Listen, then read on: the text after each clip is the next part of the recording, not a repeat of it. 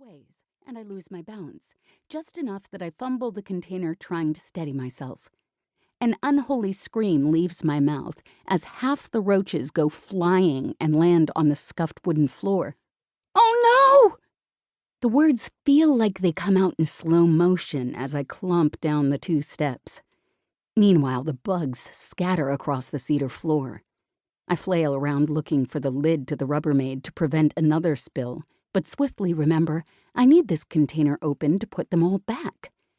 I drop to my hands and knees and grab the nearest bug. "Shit," the deep voice says. "I'm sorry. I didn't mean to. Let me help." The stranger moves to circle the counter, but stops just shy of going behind it. "Wait, am I allowed behind the counter?" My pulse thunders in my ears. "Please, yes. Help me get these hell beasts off the floor. Do they lay eggs? Wait, don't answer that. I'll have nightmares." He kneels with a piece of paper in his hand. "What's that for?" I ask his shins. "I grabbed it off the counter, to scoop. Should I not scoop?" "Yes, try it." He sets to work, but the hell beasts do not wish to be scooped, and either scurry away every time he tries, or fall right off before he can pour them into the container. "Here, try this." I pull off a glove and toss it to him. It hits his Met's cap and bounces off. "Put it on and use your hand as a broom and the paper as a dustpan." The daisy pattern stretches and morphs as he jams his big hand into the fabric.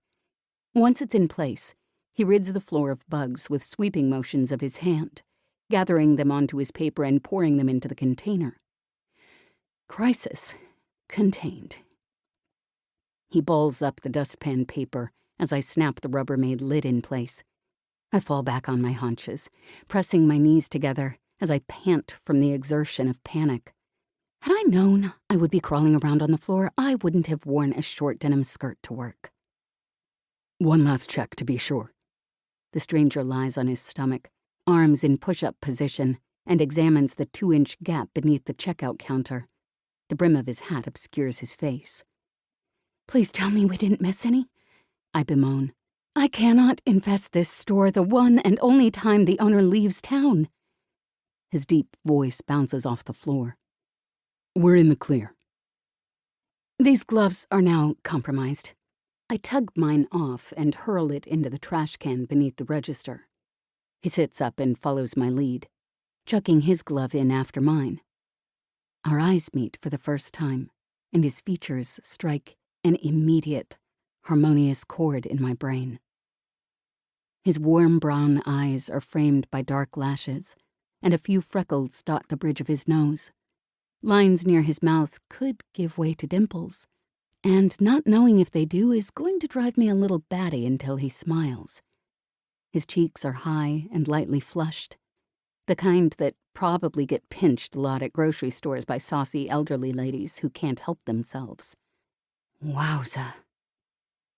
When we rise from the ground, he unfurls an extra foot compared to me. Leftover adrenaline dances through me as my gaze climbs his body, taking note of old but stylish Adidas sneakers, snug jeans with a streak of paint near the pocket, and a tight, no-nonsense white shirt. A hint of dark ink peeks out from beneath the edge of his short sleeve. I take a deep breath, willing my heart rate to slow down. "Thanks for the help." "No need to thank me. I'm the one who snuck up on you." He adjusts his cap. Dark hair, just long enough to curl at the edges, wisps out from beneath.